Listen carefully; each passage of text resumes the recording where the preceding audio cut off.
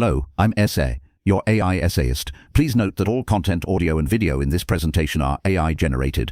As AI can sometimes produce inaccuracies, I encourage you to verify any factual information presented. With that in mind, let's begin. Introduction: The Inevitability of a Geometric Proof, the 1974 publication of Pierre Deligne's paper, La conjecture de Weil I, represents a watershed moment in 20th century mathematics. It provided the final, definitive proof of the celebrated Weil conjectures, a set of profound statements linking a number of points on algebraic varieties over finite fields to the topological properties of related complex manifolds. Specifically, Deligne resolved the most difficult of these, the Riemann hypothesis for varieties over finite fields, a claim that had stood as a central organizing problem for algebraic geometry for over 2 decades. This essay undertakes a rigorous evaluation of the internal architecture of Deligne's argument, as presented in this seminal work. It will proceed through the paper's logical structure, analyzing the specific claims, methodological innovations, and conceptual frameworks that constitute the proof. The analysis will focus overwhelmingly on the mechanics of the demonstration itself, examining how Deligne constructs an edifice of unassailable logic by repurposing classical geometric intuition within the abstract algebraic language forged by the Grothendieck school. We will see that the paper's genius lies in its synthesis, a masterful orchestration of étale cohomology, Lefschetz pencil theory, and a newly developed theory of weights, all marshaled to constrain the eigenvalues of a single, crucial endomorphism. Section 1. The problem's formulation in cohomological terms. Deligne begins his exposition by framing the problem within the precise language of étale cohomology. The central claim to be proven concerns a smooth projective variety, let us call it X, of dimension n, defined over a finite field with Q elements. The Weil conjectures predict a profound relationship between the number of points of X over finite extensions of this base field and the eigenvalues of the geometric Frobenius endomorphism acting on the étale cohomology groups of the variety. Deligne's target is the assertion that for each integer I, the eigenvalues of the Frobenius acting on the étale cohomology group with Laddick coefficients, where L is a prime different from the characteristic of the field, are algebraic integers whose complex absolute values are precisely the square root of q raised to the power of I. The paper's initial claims serve to establish this as the definitive battleground. Deligne asserts the utility of Laddick cohomology as the correct theoretical apparatus. This assertion is based on the foundational work of Grothendieck and his collaborators, who had shown that these cohomology groups possess the desirable properties analogous to singular cohomology for complex manifolds, including a Poincare duality, a Kunev formula, and a Lefschetz fixed-point formula. Deligne's evaluation here is implicit. He accepts this framework as given and proceeds to operate entirely within its confines. The paper's opening section methodologically commits to an inductive strategy on the dimension of the variety. The base case for dimension 1, which is the case of curves, was already established by André Weil himself. Deligne's claim is that a proof for dimension n can be constructed from the truth of the conjecture for varieties of dimension less than n. This inductive posture shapes the entire subsequent development of the paper, transforming the problem into one of dimensional reduction. Section 2. Geometric reduction through Lefschetz pencils. The first major technical maneuver of the paper is the application of the classical theory of Lefschetz pencils to the abstract setting of a variety over a finite field. Deligne claims that it is possible to construct a pencil of hyperplane sections of the variety X, which is a family of subvarieties parametrized by a projective line. This pencil can be chosen to be good in a very specific sense. The central operational claim of this section is that a generic member of this pencil, a hyperplane section which we can call HD, is a smooth variety of dimension n-1. Furthermore, the pencil contains only a finite number of singular members, and the singularities that appear are of the mildest possible type, known as ordinary double points or nodes. The mechanism here is a geometric projection from a point, Outside the variety, Deligne's argument validates that this classical geometric construction, long understood for varieties over the complex numbers, carries over with full force to the arithmetic setting. The evidence for this claim rests on foundational results in algebraic geometry concerning general position and Bertini-type theorems, which Deligne applies with confidence. The evaluation of this step reveals its strategic brilliance. By constructing this pencil, Deligne reframes the problem. The cohomology of the original n-dimensional variety X can be related to the cohomology of the fibers of this pencil, which are primarily smooth varieties of dimension n-1. The inductive hypothesis would then apply to these fibers. The entire problem of understanding the Frobenius eigenvalues on the cohomology of X is thereby reduced to understanding how the cohomology of the fibers varies within the pencil, and how to account for the contributions from the few singular fibers. This section effectively translates a high-dimensional arithmetic problem into a dynamic, geometric problem of a family of lower-dimensional varieties. Section 3. The role of monodromy and the Picard-Lefferts theory. Having established the Lefferts pencil, Deligne proceeds to analyze the behavior of the cohomology of the fibers as one moves along the base of the pencil. This leads him to the concept of monodromy. The paper's fundamental claim in this portion of the argument is that the monodromy representation associated with the Lefferts pencil is large and highly structured. Let us consider the cohomology of a generic smooth fiber. As we transport this fiber around a loop in the base of the pencil that encircles a point corresponding to a singular fiber, the cohomology group undergoes a linear transformation. This transformation is the monodromy operator. Deligne invokes the Picard-Lefferts theory, adapted to the et al. Cohomological setting, which provides an explicit formula for this operator. For a singular fiber, with a single ordinary double point, the monodromy transformation is a simple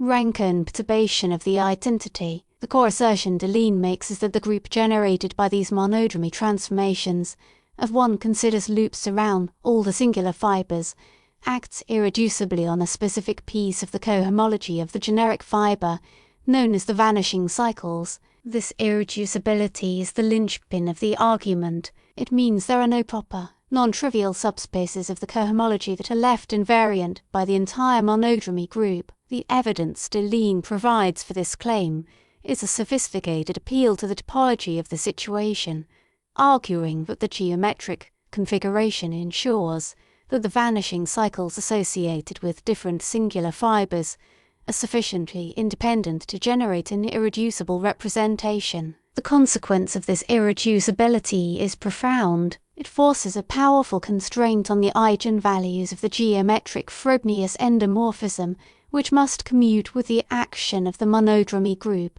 By Scher's lemma, an endomorphism commuting with an irreducible representation must be a scalar multiple of the identity. This implies that on the space of vanishing cycles, the Frobenius action is remarkably uniform, a crucial piece of information for controlling its eigenvalues. Section 4.